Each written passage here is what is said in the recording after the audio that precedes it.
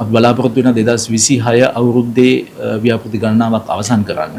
2026ஆம் ஆண்டில் பல்வேறு வேலை திட்டங்களை நிறைவு செய்வதற்கு எதிர்பார்த்துள்ளோம். 2 லட்சம் மக்களுக்கு நீர் விநியோகிப்பதற்கான பல திட்டங்கள் காணப்படுகின்றன. அனுபவம் உள்ள தனியார் மற்றும் அரசு நிறுவனங்களில் பணியாற்றிய பொறியியலாளர்கள் இந்த திட்டத்திற்குள் உள்வாங்கப்பட உள்ளனர்.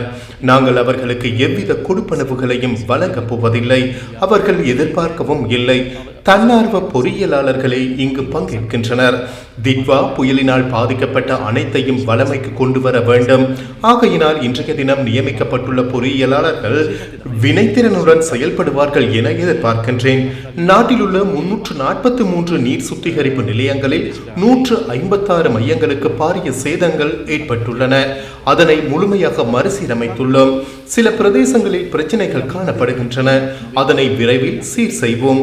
6000க்கும் அதிகமான வீடுகள் முழுமையாக சேதமடைந்துள்ளன. பகுதியளவில் 1 லட்சத்திற்கும் அதிகமான வீடுகள் சேதமடைந்துள்ளன. வீடுகள் பாதிப்படையாவிட்டாலும் அங்கு வசிக்க முடியாத நிலைமை காணப்படுகின்றது.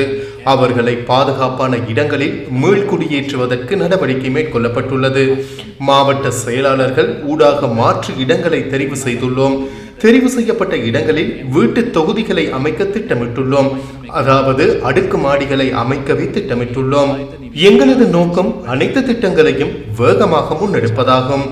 අපේ අරමුණ මේ ව්‍යාපෘති වේගවත් කිරීම සඳහා සහ නිසි පරිදි ඉෂ්ට කිරීම සඳහා. ඒ නිසා